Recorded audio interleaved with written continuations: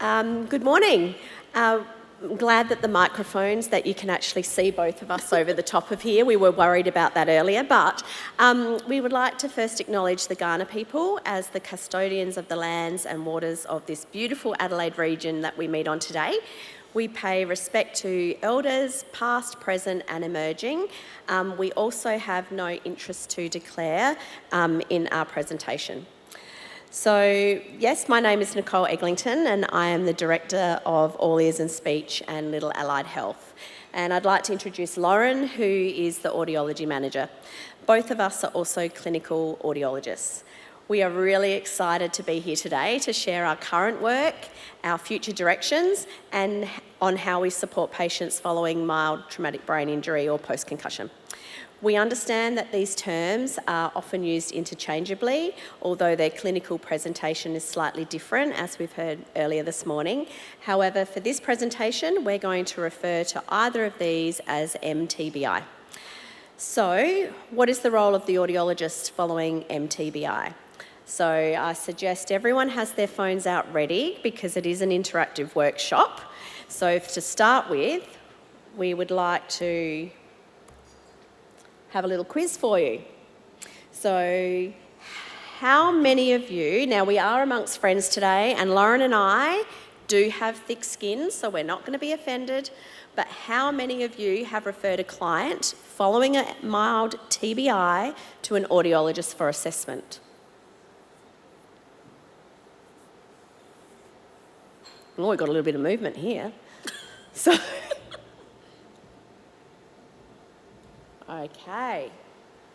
Well, that is better than I expected, so I am liking that. I would like it 100%, but we have to start somewhere. So, given that, for those of you who did answer yes, what was the outcome of the audiology assessment? Did you receive a report? Did you receive any recommendations? Did you and your patient feel supported? Type your answers away.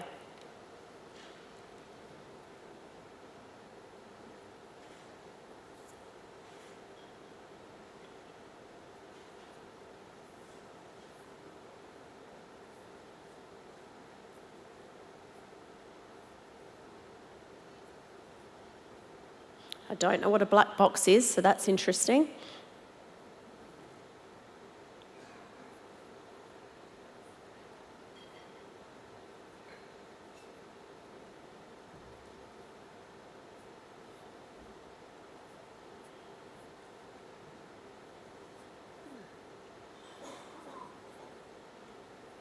I'm very impressed. Everyone has comments, which is amazing. One of the most common things we hear from people is that they had been to an audiologist and got told they had normal hearing and everything was okay. So we're here to challenge that today. So what are the learning objectives for today? So we first want to look at our auditory system a little bit, auditory symptoms following mTBI, our role following mTBI, what auditory processing is, what auditory management might involve, and when and how to refer. So, our complex auditory system. We've heard about the eyes and how complex that is. We now want to understand the complexities within our amazing auditory system. Very briefly, looking at the picture of the ear, the outer ear, or what we refer to as the pinna, collects sounds from our environment and directs those sounds down our ear canal to our tympanic membrane, which is our eardrum. The eardrum then vibrates and sets in motion the three smallest bones in the body, which are called the ossicles and are housed in the middle ear. The mechanical properties of the ossicles, that's the way in which they are positioned, actually enhances the energy of sound coming into the ear, so that when the sound travels from air into the fluid-filled labyrinth of the cochlea or the inner ear, that mismatch is overcome. Once we get into the inner ear, on the next diagram, you can see some hair cells, and when the fluid travels through from the sound, it causes the hair cells to shear back and forth, releasing neurotransmitters that travel up the auditory nerve to the brain. So did you know that the auditory system actually has more connections between the sensory organ and the brain than any other system in the body? There are both afferent pathways, so information travelling up to the brain from the ear, and efferent pathways, information travelling from the brain back down to the ear. Auditory information also is processed ipsilaterally in that it will be heard in the right ear and up to the right hemisphere, but also contralaterally in it will decursate across to the other hemisphere. This is really important because we do have a right ear advantage as younger children, where most of the information we hear in the right ear travels to the left language and learning centre. Information from the left ear travels to the right hemisphere and then back across the corpus callosum. Now, precise signalling is required along these pathways to maintain temporal information, so that is where I refer to timing information, and intensity information, so loudness. The information arrives at micro to millisecond speeds at our ears. These binaural cues are really important for helping us work out where sounds are coming from, and also for communication in complex listening environments like schools, meetings, work, group settings, coffee shops, anything like that.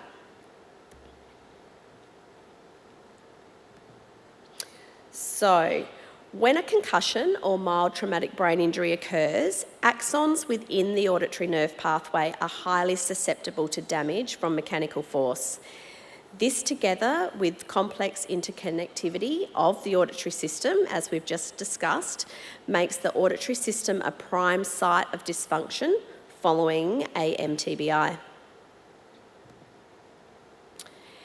It is therefore not surprising why the evaluation of the central auditory system is important for these patients. As you're aware, brain injuries occur due to the distortion of the brain, which is caused by extreme acceleration and deceleration of the head. This can lead to contusions, hemorrhage, and diffuse axonal injury. When we're having a look at this slide, we can see that there are different effects depending upon the type of injury, whether it's a blast injury or a blunt force injury. Seeing lots of people take photos too, we are very happy to share our presentation with people after, so you can all have handouts so you don't feel you need to write all of this down. With a blast injury, the eardrum or the tympanic membrane can be ruptured, and here it's really important that they are referred to an ear, nose and throat specialist. When the eardrum's ruptured, when in the process of healing, it can actually be suctioned back in and attached to those ossicles in the middle ear. That can cause like a growth, which we call a cholestear tumour, which can be quite dangerous because it can go up into the otic capsule, which is then up closer towards the brain. There can be damage done to the inner hair cells, like we just talked about, and there can be neurological injury due to the significant pressure changes in the air fluid interspaces and blood vessels of the inner ear system. When we look at a blunt force injury, there can be a compromise between that blood-brain barrier. It can destroy neuronal and glial tissues. There can be inflammation and neuronal degeneration. We can look at subdural and epidural hematomas, cerebral contusions, axonal injury, subarachnoid hemorrhage, and intercerebral hematoma.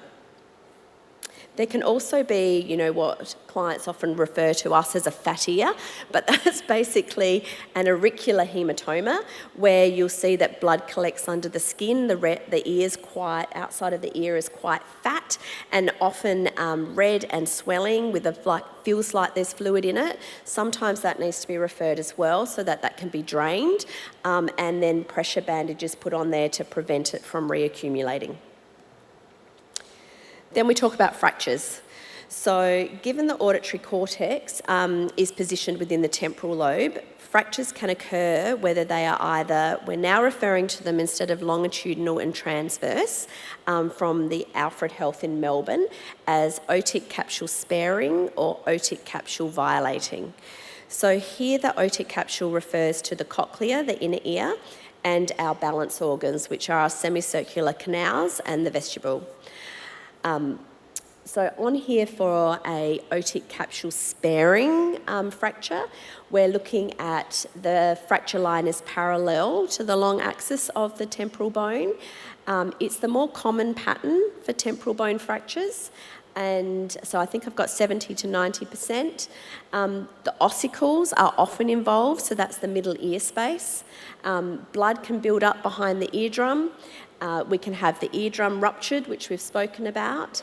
There can be facial nerve involvement, and typically this is what we refer to as a conductive hearing loss. So a conductive hearing loss is which involves the outer ear or the middle ear, so not the inner ear.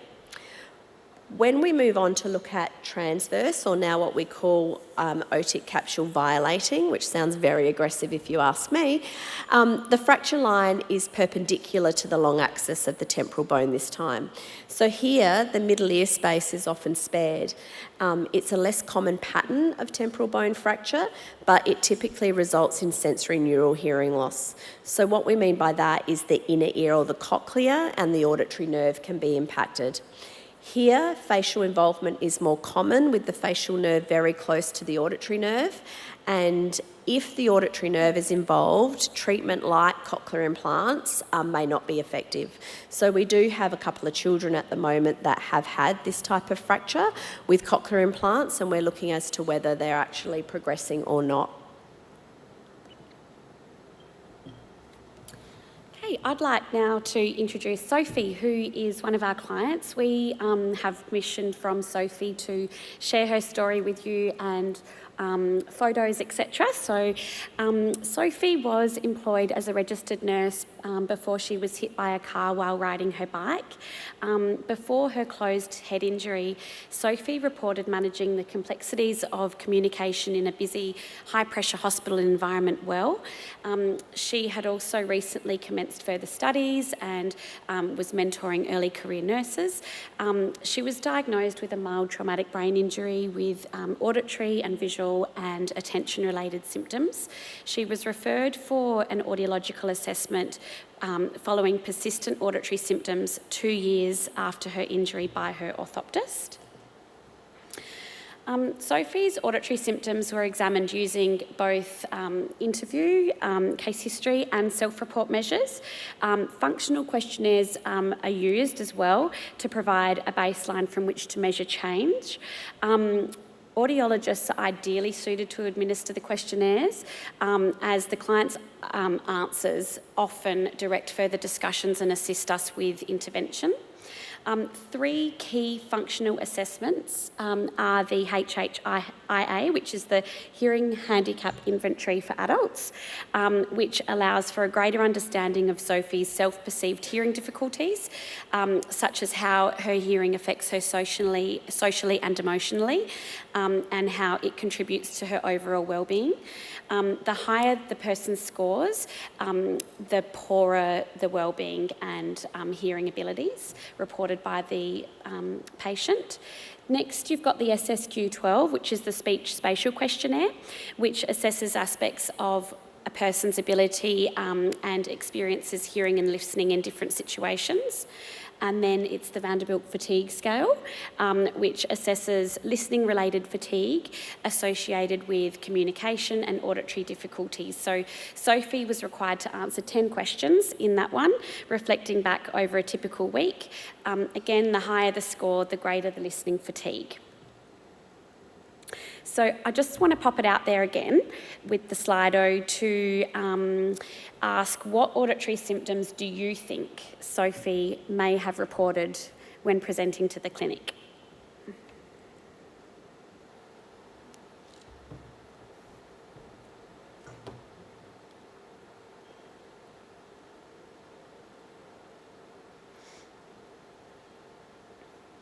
Tinnitus, hearing loss, sound, noise sensitivity, fatigue, difficulty engaging in conversation, following conversation, auditory processing. Yep, so some common themes there. Yep, attention. Excellent. misophonia, oral fullness.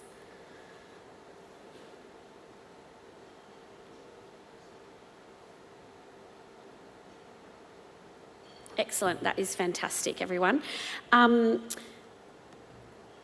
So, let's see how you went. These are Sophie's auditory symptoms that she reported. She reported tinnitus, hyperacusis, difficulty in understanding speech, delayed responses to verbal information presented to her. She was easily distracted by background noise and had difficulty understanding speech in the presence of background noise, difficulty with her auditory memory, listening fatigue, a lack of confidence and some anxiety when she was communicating. She initially scored 88 on the HHIA, which indicates that she felt that her hearing had a significant impact on her social and emotional well-being. And she scored the maximum score on the Vanderbilt fatigue scale, which is 40, highlighting significant self-reported listening fatigue. Okay, so there is a growing body of research supporting the inclusion of auditory assessments for patients following mTBI. Like Sophie, these patients frequently report auditory issues, as listed on this slide. When we're referring to difficulties listening and attending to speech in the presence of background noise, here patients often are easily distracted by background noise and they find groups particularly challenging. Then we have difficulties understanding low redundancy information. What we mean by that is that patients have difficulties understanding fast or slow speech or soft speech. They have difficulties with unfamiliar accents. If I was to turn this way and you didn't have any visual cues, they would struggle with that as well. So they're relying on gestures, lip reading, subtitles.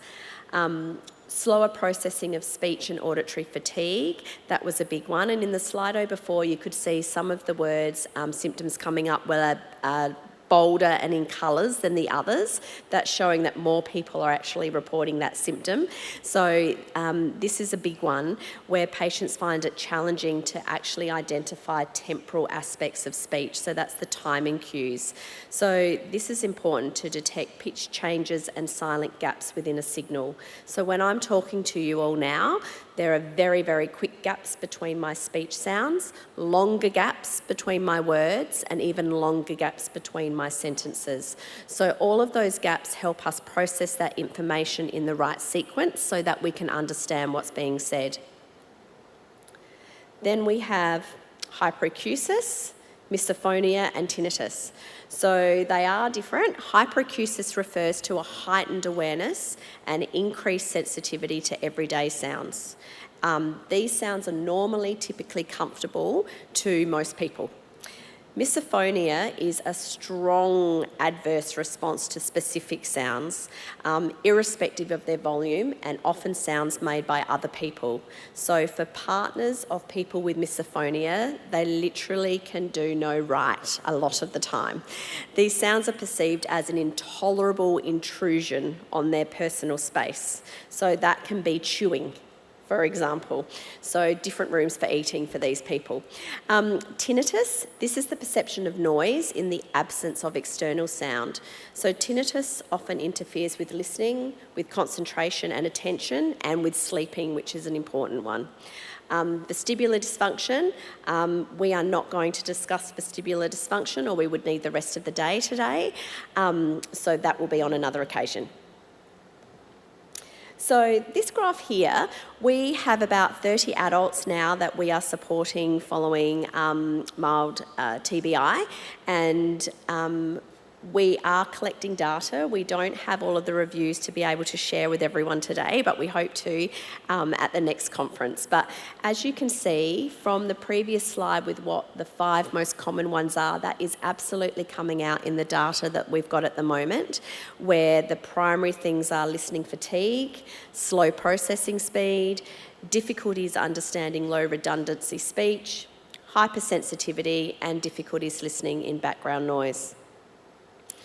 So let's get back to Sophie. So we'll look at now the audiologist's role in mild traumatic brain injury. Recent research shows that many people with mild TBI do not reach specialist audiology centres, with their auditory and vestibular systems often overlooked by an audiologist. And it's also true for patients with more severe injuries. Diagnosis and management tend to prioritise on more severe and visible injuries, particularly in TBIs with greater severity. Further, we think it's concerning that for most patients following TBI or post-concussion, hearing levels are not assessed before diagnostic assessments or the implementation of speech and other allied health therapies. So as Tanya emphasised in her presentation, the care team must confirm the patient's ability to see and to hear before finalising any assessments, making diagnoses and commencing intervention. So Sophie was referred for an AUD assessment, like I said earlier, 2 years following her injury due to her persistent auditory symptoms. So we'll look at the audiogram, which is the graph you can see there. Going across the x-axis, so left to right, you've got the frequency, which is the pitch measured in hertz. So if you can imagine like a piano starting on the left, that's a low pitch, deep sound. And then as it goes up to 8 kilohertz, that's a really high pitched, squeaky sound. And as you go down the y-axis from the top to the bottom, it goes from soft down to a loud sound, 120 decibels. You've got left and right ears, so blue crosses are the left ear, represent the left ear. Thresholds, so the softest sound that that person can detect. And the red is the right ear. And if you draw a line across at 20 decibels and anything above that is considered normal or typical hearing. So as you can see there, these are Sophie's results, and Sophie presented to us with normal hearing on an audiogram, and she had also normal healthy middle ear function, so no eardrum perforations or middle ear fluid or anything like that. Typically, this is where an audiology assessment would end for a lot of people. So hearing within normal limits, healthy middle ear function. We need to remember that although we love the audiogram, it was developed in the 1800s and it only tells part of the story. So a renowned Australian researcher from the National Acoustic Laboratories, Brent Edwards, found that 1 in 5 adults who reported they had a hearing loss had normal audiograms. So 20% of the adult population think they have a hearing loss, but in fact have normal hearing thresholds on an audiogram. So it is important, absolutely, but it is not the important measure. So we'll just go back to Sophie's auditory profile. So on this audiogram, we have measured Sophie's loudness discomfort levels. So that's the M on the graph for both left and right ears individually. So we assess these with care. So for patients who report significant hyperacusis, we don't measure integrity of their hearing nerve because that needs to have, to get a response, we need to put quite a loud level in. To elicit a response. So as you can see on this graph, the difference between the threshold, so the red circles and the blue crosses, to the M's on the graph, which are the loudness discomfort levels, is considered a dynamic range. Individuals with typical auditory profiles will have the loudness discomfort levels greater than 95 decibels. So you can see there that Sophie's are closer, they're much lower. So looking at this classification, Sophie meets the criteria for severe hyperacusis with her loudness discomfort levels at 60 decibels or lower at 2 or more frequencies in each ear. So how did we manage Sophie's hyperacusis? So first we assessed her loudness discomfort levels. We provided her with some education around what hyperacusis is, and as we've heard in earlier talks today, we explained the importance of not isolating herself from everyday sounds. So similar to how you would do with an allergy, the process of desensitisation can be slow.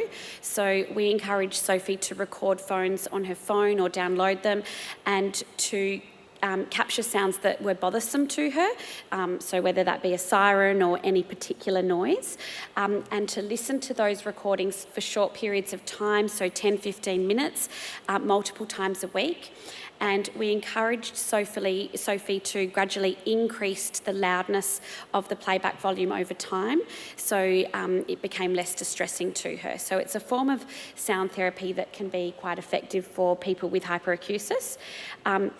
We reduced the recommendation of having ear protection to environments where Sophie needed to raise her voice to be heard. Earplugs are a bit of a hot topic, so while they are often a quick go-to for people with hyperacusis to address their auditory symptoms. In general, their use may worsen a patient's symptoms. So our clinic's preference is for patients following mTBI to have custom plugs with various levels of attenuation. So we can put different levels of filter in there, so different levels of blocking out of sound, I guess, so that their access to sound can be gradually increased over time, and then the end goal would be to not have them at all, if possible.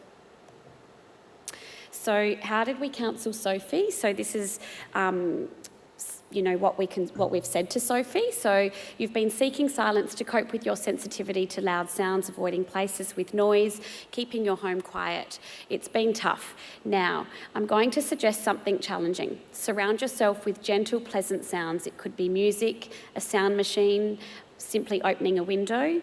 Sit in a quiet place that you've been avoiding. So it's about gradually getting used to sound again and increasing your exposure and comfort in a more balanced auditory environment.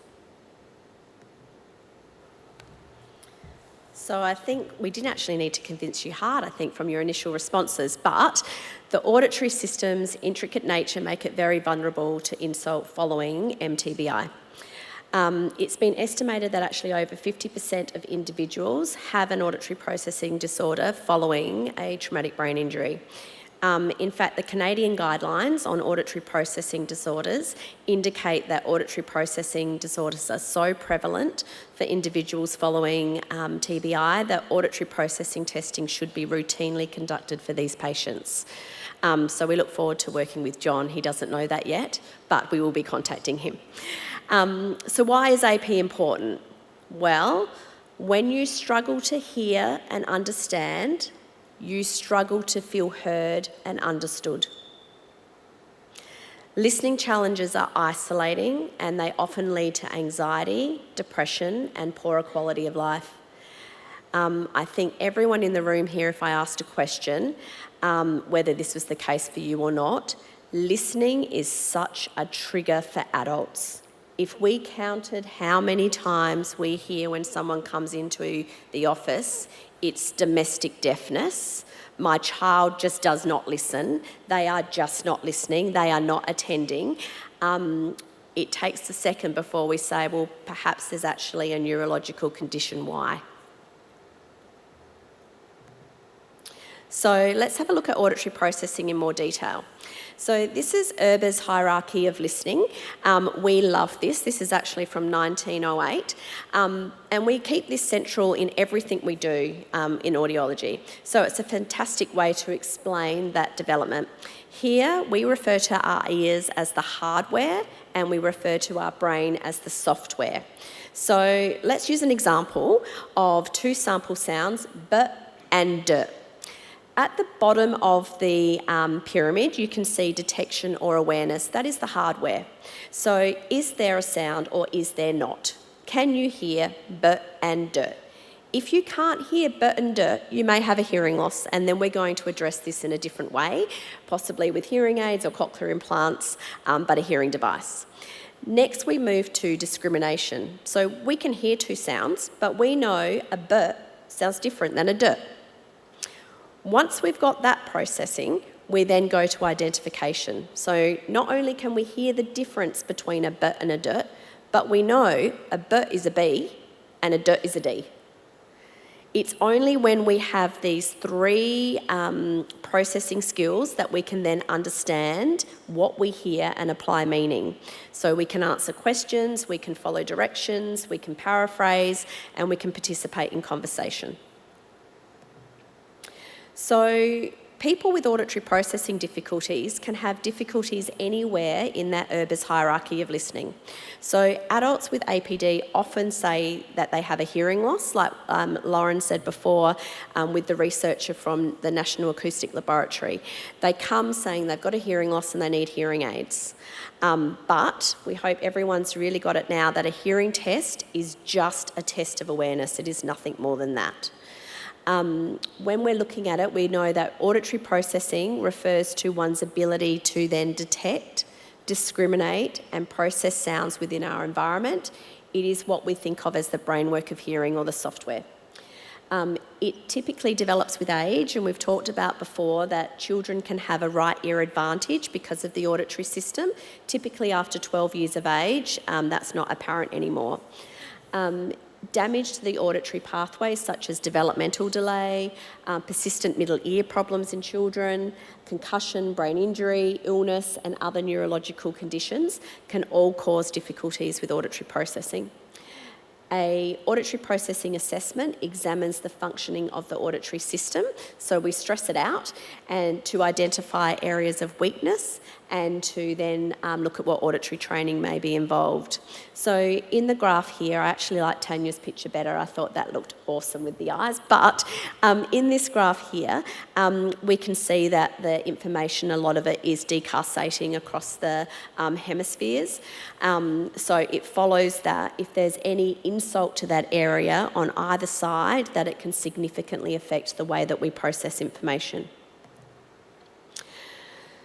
So a hot topic in audiology is what is the best model to look at auditory processing.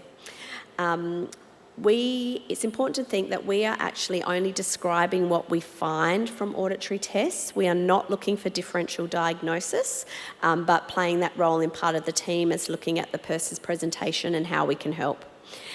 The model that we like to use is actually called the Buffalo model, and this organises auditory processing skills into 4 categories, which are easier then to work with intervention, but also for the patient and their family to understand what the symptoms may be. This model was developed by Jack Katz, who happens to be the author of the core textbook in audiology used by universities all over the world. So you kind of know how long you've been an audiologist by what colour Jack Katz's book you had. Mine was purple. Mine was green. There we go. Each category has been linked to different regions of the brain through advanced imaging techniques and studies on people with known brain lesions. So this model forms the basis of our approach to the management of auditory processing. The tests involved, what we like about it is there's 3 primary tests. So I don't know if people have had reports from auditory processing, but our previous test battery was quite long and detailed and people are exhausted. From this model, we can use 3 main tests, but it involves multi-dimensional scoring, which means that we look at both quantitative and qualitative results that are referenced to normative data. So it is often more sensitive, and we can see changes early from auditory training in often the multi-dimensional, the qualitative things first. So to explain this a little further, I'm not going to go through each of these assessments today, but I have a short video from a colleague on what one of the assessments looks like, so you can get a feel for what we do. But first of all, we had to show you. This is when we met Jack Katz, so in Buffalo. So he is a little bit like, we were fangirling here. This is another colleague of ours, Angela Alexander, who was trained directly under Jack. Jack turned 90 this year, so he is absolutely amazing, but we thought we had to share that. Okay, so let's hope this works. So this is the staggered spondaic word test, and it assesses a patient's ability to integrate information that's presented to both ears simultaneously. So here we have 2 non-competing words and 2 competing words. So it alternates which side or which ear it presents to first. So you'd have 1 to the right, 2 at the same time, one to the left. So you might not get that feel from the video, but it's an idea on how it works. Here, Sophie was required to repeat the words she heard. We don't tell patients how many words because that's part of us looking at how they go. So the following provides an example. In this example, this actually refers to a client who has had auditory training. So you will see her response after auditory training before you see her response before the auditory training. So you can get an idea on what's happening. So here we go.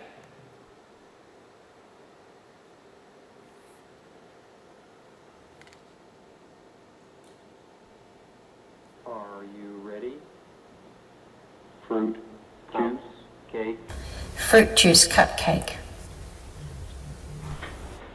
Don't know if that can do. Fruit juice fruit cake.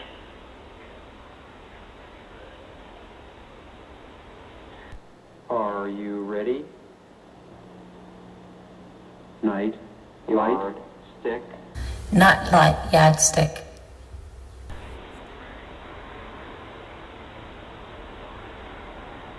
Night light yardstick.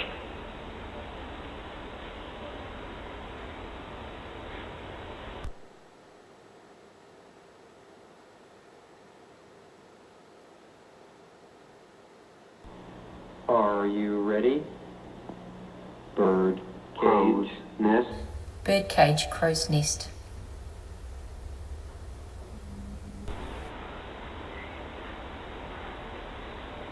Bird cage, crow's nest.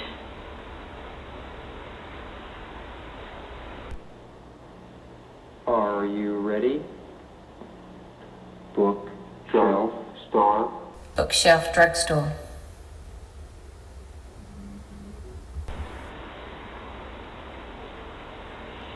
Bookshelf, dog spa.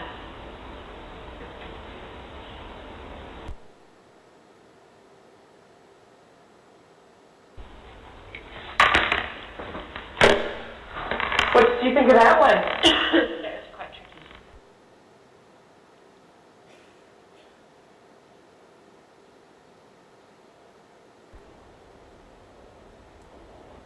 You did it. Well done. Oh, that was fun, that one. Was that fun? Yeah. You actually enjoyed it? Yeah, weirdly. I kept waiting to become exhausted. I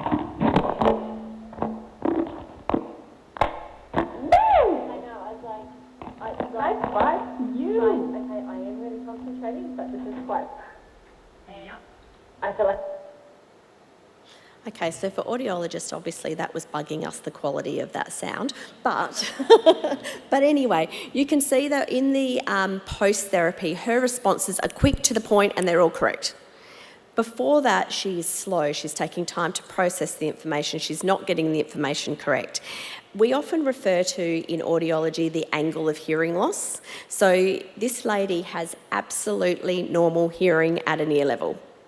She came to Angela, so the lady that you'd seen on the previous slide, at, I think she was 40 and had struggled her whole life. So she hasn't had a brain injury, but it's just an example. When often people come to us, when they're sitting opposite the table, they are leaning forward. So it almost feels like they're trying to get on our lap. This lady as well, in the video you can see, after the training she is sitting back, she's relaxed, she can joke around, she's having fun, so very, very different. So that's an example of how we measure all of the different things that we see, not just the answer.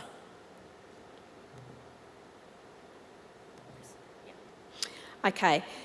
This is really exciting for us. So this is very, very new research. So it started, I think, in 2023. It's from a lady called Nina Kraus, who is at Northwestern University in Chicago. This is called the frequency following response. We're not going to go into a lot of detail, but basically this is a new protocol that uses sound to measure brain activity in response to auditory processing. Why we think this is exciting is because what the research is finding is that in children, and they've been doing a lot of assessments on college footballers, After concussion, what they're finding is the fundamental frequency, so that's the primary energy in speech that we're listening to, is reduced and slower than in people that do not have a concussion. So this is absolutely giving the evidence behind impacting people's ability to understand speech. If that's in quiet, you can only then begin to imagine the difficulties then in noise. So we're following this research closely. We have got this equipment that we will be starting to use next year and working with Nina Kraus in this area. So the other application of this is that we can actually monitor pre and post auditory training as well. So we can put some more of that data to the research that we're currently doing. Okay, so going back to Sophie, these are the results of Sophie's initial auditory processing assessment with us. So we have to remember that at the ear level, at the detection level, her audiogram was normal. Looking at the colours, we look at that to diagnose an auditory processing disorder or not. So to have auditory processing disorder, a person needs to have significantly poorer than their aged peers, either 3 standard deviations below the mean, so that's the red, on one of the assessments, or 2 standard deviations below the mean on 2 tests or more. So yellow represents 1 standard deviation and green is age appropriate. So they are the assessments. So you can see the speech in quiet, speech in noise, and then it goes down to the SSW and then the phonemic synthesis. So that's the test battery that then translates to the categories of weakness. So Sophie was found to have difficulties in all 4 auditory processing categories of weakness. So we can have a look at them. There they are: decoding, tolerance fading memory, integration and organisation. So decoding is a person's ability to quickly and accurately process or discriminate one sound from another at a phonemic level. And so people with decoding difficulties often have trouble with phonics, articulation, reading accuracy, understanding directions. The tolerance fading memory is difficulties understanding speech in competing noise. So this is the background noise, and it also involves auditory memory as well. So people will often present with difficulties reading and reading comprehension, and with remembering directions. Integration is when a person has difficulty integrating auditory information with other information. So that could be visual information or between the 2 ears. And those individuals will often present with difficulties reading and with spelling. And finally, we've got organisation, which is when the person has difficulty organising and sequencing auditory information. So they may have difficulty with executive functioning tasks. So it's not surprising that Sophie was found to have difficulties in all 4 categories when we refer to the symptoms in blue and her presenting symptoms as well. Okay, so what do we do about this? Well, unfortunately, it's not one size fits all, and what works for one person may not work for another. So there are various different auditory training options, apps and devices, but not every approach suits everyone. The best outcomes are achieved when the treatment is tailored to the specific difficulty identified and to meet the patient's communication goals. So it's important to note that people with hearing loss may also experience this. So while a device can improve awareness, it's not going to necessarily improve auditory processing, and so training is needed. Okay, so going back to Sophie, Sophie underwent 14 weeks of auditory training with us. So auditory training starts at a phonemic level. So for some people it might seem really basic because we're going back to those individual speech sounds, but it is very important because linking back to that hierarchy, that pyramid that we were talking about before, we need to work on, detection, then discrimination, and above.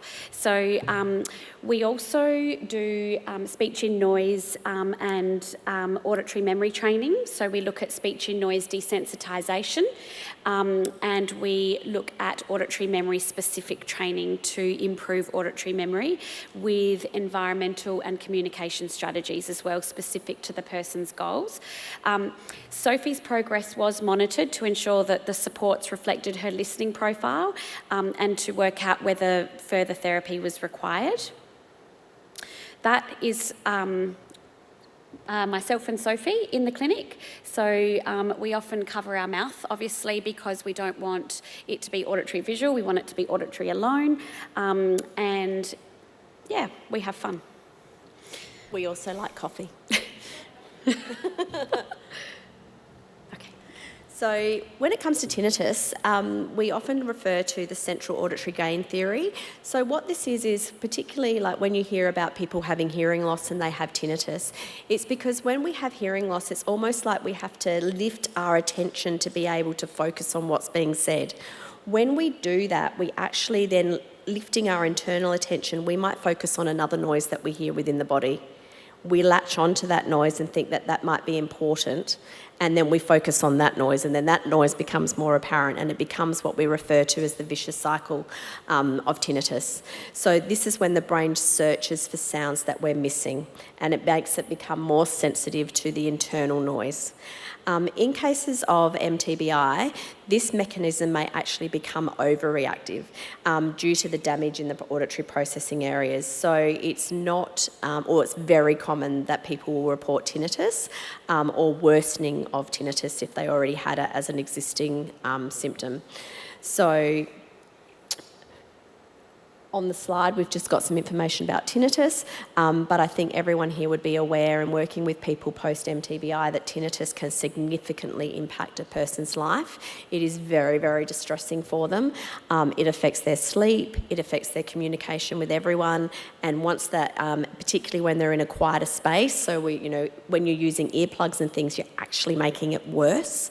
So this is something that we really jump onto quite quickly to manage. So how do we manage that? A lot of it is counselling and actually describing what tinnitus is to people by doing an assessment and making sure, if there's any indication that we need to refer to an ear, nose and throat specialist, we will do so. But making sure that they know that there's nothing sinister happening behind there is really, really important. So we've got the ENT referral. We often do refer to psychologists if they do cognitive behavioural therapy. If it's at that point, we use a lot of questionnaires to gauge the severity of their tinnitus. Sound enrichment, which we have talked a little bit about, so making sure that they are not in quiet all the time, because that will make the tinnitus worse. We also look at lifestyle management, so reduce salt, not smoking, reducing alcohol, mindfulness, relaxation techniques. Hearing aids also have tinnitus maskers in them, most of the hearing aids now, so we can use that as well. One of the other things that we do too is, depending upon where the injury might be or if they grind their teeth or anything at night, is referring to physios just to look to see if the TMJ is involved as well, and occasionally to dentists. So as you're aware, Sophie presented with tinnitus and hyperacusis, and she was using noise cancelling headphones. So we love to use the candle in a dark room analogy to educate our clients and about managing tinnitus and hyperacusis. So the candle in the dark room analogy explains how tinnitus and hyperacusis are affected or affect sound perception, So for tinnitus, the dark room represents a quiet environment and the candle represents the internal tinnitus sound. So in silence, the tinnitus stands out like a candle in the darkness. So adding background noise in, which is adding more light, the tinnitus may still be there, but it's less noticeable. And for hyperacusis, same kind of thing. The dark room symbolises the heightened sensitivity to sound. So even normal sounds, which is the candle in this, can seem overwhelming because the brain overreacts like a candle in a dark room. So both conditions, both tinnitus and hyperacusis, involve the brain misinterpreting or amplifying the sound, and management often involves adjusting the brain's response to that.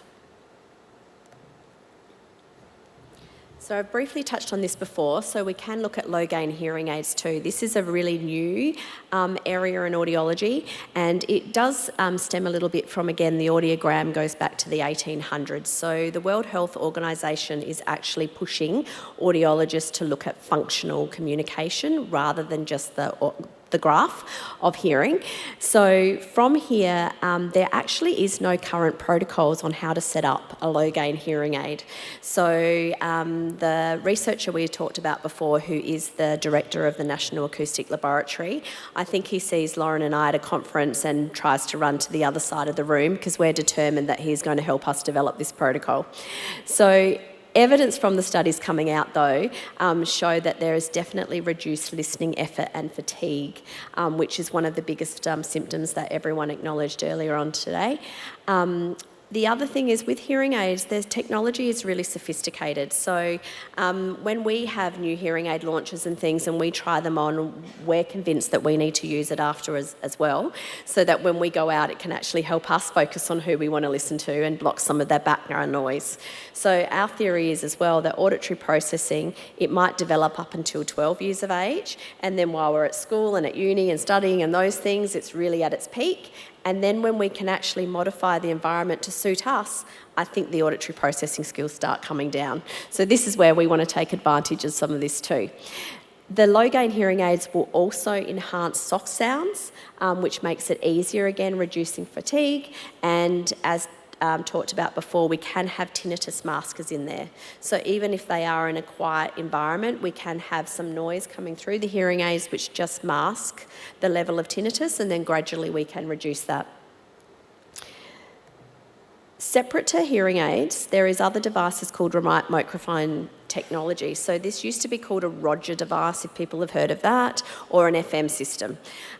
Here, the person that is talking, so the primary talker will wear a transmitter. They're very, very small now, so it's not something massive around the neck. Some of them look like a pen, really tiny to clip on. And then the person with the mTBI will wear a little receiver. So if they do go out into a coffee shop or they start going out to some places, they can actually use this, which has the effect of overcoming distance and background noise, so they can communicate easier. We use these a lot for children because of challenging, complex, listening environments in the classroom, but we also use them either separately or together with hearing aids for more challenging workplaces or listening environments for adults. Okay, so going back to Sophie, these are the 3 sets of results. So on the left is her initial assessment, and then the middle one is the review at the last session of her block of 14 auditory training sessions, and then the third one on the right is her review 4 months following auditory training. So you can see there that as you go across, the weaknesses are less, to the point at which she no longer presents with auditory processing disorder or difficulties. That is also consistent with her anecdotal reports of what she reported to us, with the improvements in real life functionally, which is also fantastic. So for Sophie, we obviously had the auditory training. We also did the tinnitus and hyperacusis education and support. She did trial a low-gain hearing aid with a Roger device, which is the remote microphone technology. And we did some speech in noise training following the low gain hearing aid and the Roger when we had that on. So we had speech in noise in the clinic, and she had her device on, and then we did it with her device off, and she scored significantly better when she was using the technology with the hearing aid and the Roger. So we were really pleased that she had such a good improvement. So historically, audiologists may have only been involved early on to do a quick hearing assessment to check awareness. We hope that we've encouraged all of you to start referring for more to do with auditory processing, with some of the longer term impacts that mTBI can have on our patients. We have underestimated, I think, the impact that this can have on people's communication, and listening to Luke this morning talk about mental health issues and things as well, with communication being such an important part of quality of life. I think it's really important we start to consider that. If pathological pathways involve the auditory system, then we know that there are likely to be auditory difficulties. So 58% of adults range from 25 to 59 years of age with a history of a closed head injury actually self-reported hearing difficulties in the presence of normal hearing. Okay, so we've got lots coming to All Ears and Speech Little Allied Health in 2025. So in February, I am off to Melbourne for an intensive course on tinnitus retraining therapy, which is a specialised form of treatment for the management of tinnitus and hyperacusis, or decreased sound tolerance. So the founders of that are coming from the US to Australia and have offered that to 30 Australian audiologists. So that is very exciting to be able to offer that next year. We also will be offering vestibular assessments for both paediatric and adults, as well as electrophysiological measures of auditory processing. So that's that frequency following response that Nick was talking about. We will also be extending the auditory processing assessments to children following concussion as well. So how to refer? Basically, anyone following mTBI, the first thing we would say is refer for an assessment of their hearing before you're doing any diagnosis or starting intervention. We have had people come that have actually had a dead ear where no one has known about that, or they wear hearing aids and no one has known about that, because we're all focused on managing, I guess, their more severe and visible things. So that's the hard thing about audiology. It is an invisible disability. So we would encourage that. It doesn't mean we would be doing an auditory processing assessment at that time. It just means we want to rule out awareness as being an issue. So if clients need to be wearing hearing aids when you're doing your assessments and management, early intervention, that they have got access to those. GP referrals do attract a Medicare rebate, so we can do that. And then given, the population of mTBI clients, we don't know when we would be doing a auditory processing assessment. Some of the literature coming out now suggests not until the 4-month mark post an injury, but at least we would be aware of them, and we could be touching base to make sure that, do you have any persistent symptoms, what's going on, and maybe starting some of that early counselling to do with tinnitus, hyperacusis, the use of earplugs and those things before we actually look at auditory processing.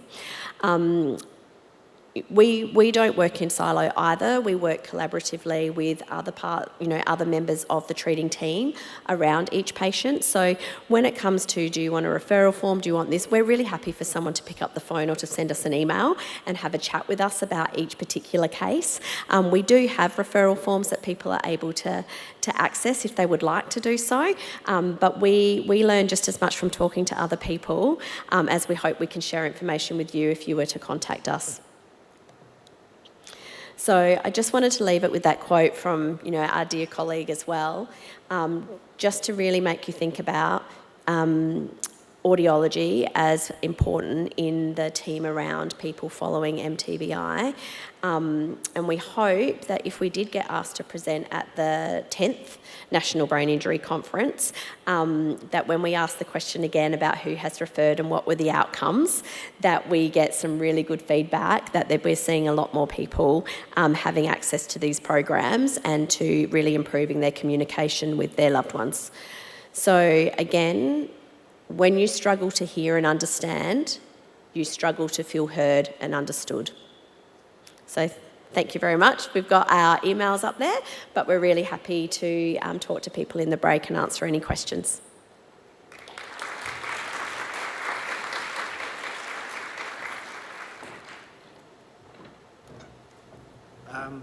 We have time for questions, and we do have a microphone, so we have one here. Yep, here we go. Have you ever had anyone that has already been diagnosed with auditory processing that presents with worse symptoms after a mild brain injury? I don't think we've ever had an adult that has been in that scenario. So I don't think we've ever had... Want one? Pardon? Do you want one? Sure. We can send them across.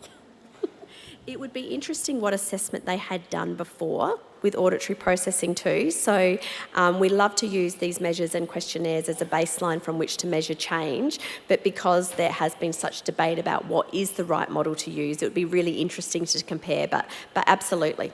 But in saying that too, Nick, we could, we've still got access to our previous test battery as well. So if that was, we can also go back to those assessments, even though it's not the Buffalo model, to do like a direct comparison would be quite interesting, I think. I think a research paper's coming along. Hi, I'm based in Melbourne and I've been looking for a service like this for some of my clients for ages, and I didn't know it existed until now, which is fantastic. I've got two questions. One is, do you guys do telehealth services for internet, for interstate? And two, is there a register that your association or somewhere where we can actually see where audiologists do this in our own state? So to our knowledge, we are the only people in South Australia doing this work. And so, yeah, I don't know of anyone else, unfortunately, offering specifically auditory processing assessments for people following brain injury. With the telehealth question, we are able to do an auditory processing assessment via telehealth because all of the levels, like the decibel levels going through, are pre-calibrated such that the speech is 5 decibels louder than the noise. So that's pre-done. What I would recommend, though, is that the person goes to within their state to get a peripheral hearing assessment, so to check the bottom of the pyramid, the detection, because if the person has a hearing loss, that needs to be looked at first, so whether that is through a hearing aid or what have you, and then we could see that person via telehealth. There is a auditory processing institute where they are starting to train more audiologists of varying experience. So there are more people around Australia starting to do that, but I think, like Lauren said, not specifically looking at people post brain injury. So I think it's such a new field that there will be more and more people getting involved in that, and we're probably going to be presenting at the audiology conference here early next year. So I think that's going to... There are audiologists doing work in this area, but not actually applying this model and doing it in the way that we are. Hi, thanks for your talk this morning. Where clients are identified as having verbal learning deficits by a neuropsych, would that be a trigger perhaps to refer them on? Would there be some overlap perhaps? Would auditory processing perhaps be underpinning that, or What are your thoughts? Look, I think absolutely. I think that when you go back to even like Norman Erber developed that in 1908, and he actually released a book yesterday on auditory training, but that model of auditory skill development is important for all of the communication. So it's absolutely important for verbal learning, and if people aren't progressing, to look to see whether there is some, discrimination or some area on that development that they're not doing well at, which then can help advance other supports and therapy being given. We do, particularly for children, we do have family or other therapists, so speech therapists and things, when they are working with children with different language disorders where they're not progressing, referring to us now to say, is there something underneath that? So more in the way that the information is being processed that's impacting the outcomes of what work they're doing. So I think absolutely. If we see someone that we don't feel is ready for an auditory processing assessment or doesn't require it, if we think that there might be something else going on, the first assessment we should probably explain is the assessment of the peripheral hearing. So then they would go away and then they would come back for the 2 diagnostic assessments. So we break that into 2 hour appointments because it's too long for a person to sit there and do all those intensive listening activities. So if we do the first initial assessment of the peripheral hearing and we feel that it's not appropriate to go on with auditory processing, we'll write a report back to you and explain, our thoughts and the reasons, I guess. Yep.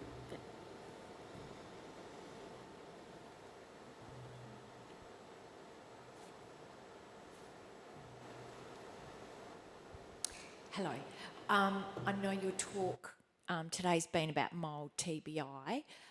I just wanted to ask about moderate to severe TBI and whether the process you use is similar and do you know what kind of outcomes or results?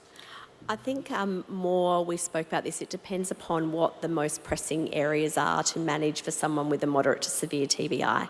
So if they were able to do the assessment, so like Lauren said, we do break up these assessments over 3 appointments. Sometimes it's actually more.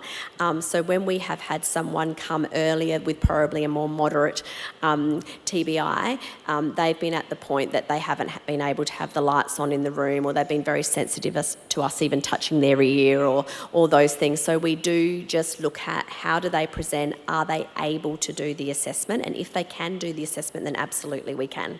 So we haven't I don't think we've actually gone through our data, but it's a really good point to look at using the classification of what is mild or moderate to pull out to see exactly who might fit that criteria. But as long as someone can do the assessment, then absolutely we can do it. I just want to answer it from a point of experience. So my dad has an acquired brain injury, and he was, after his injury, had severe global aphasia. So he had no language, in, out, reading, writing, so there was nothing. He has come into the clinic and had this assessment done, but it was like 5 years following his injury after intensive, twice a week speech pathology and all sorts of things. So his language still isn't, it's much better than what he had, which was nothing.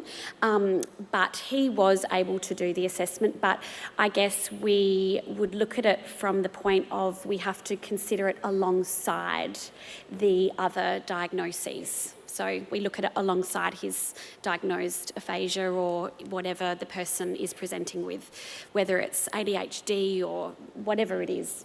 Yeah. Hi there, thank you for your presentation. I just had a question around the auditory training.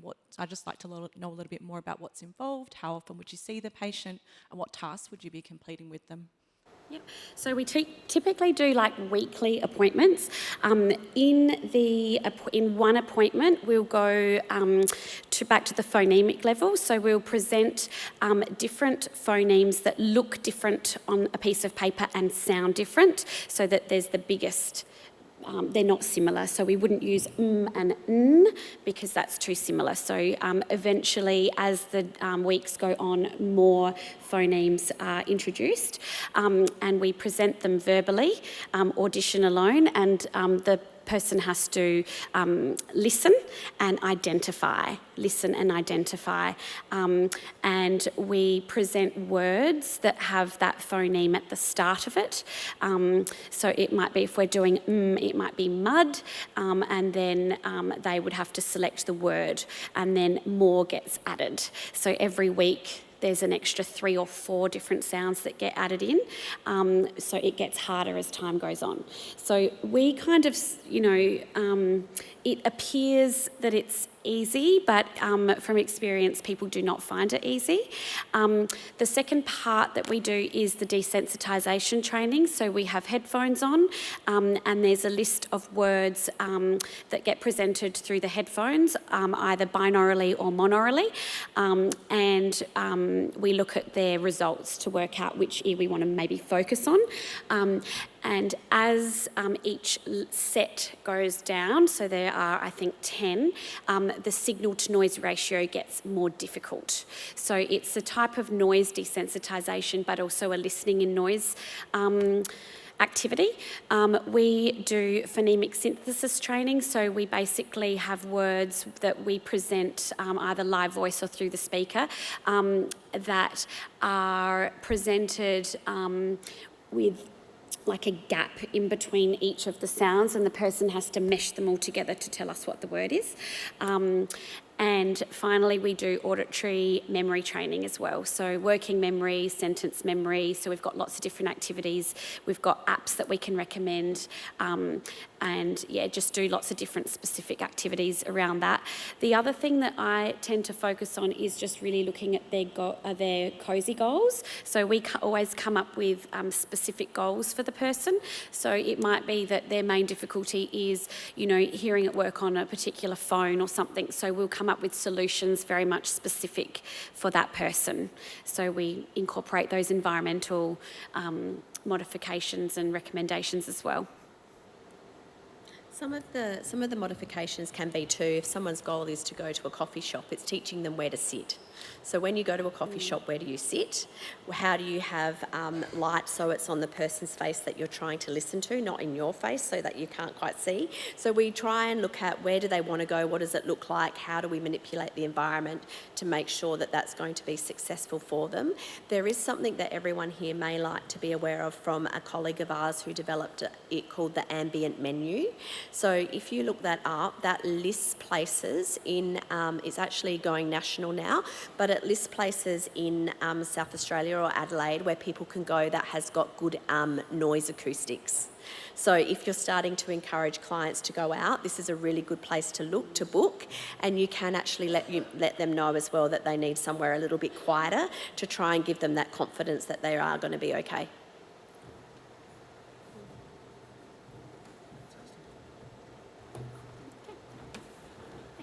Thank you very much. That was incredibly insightful.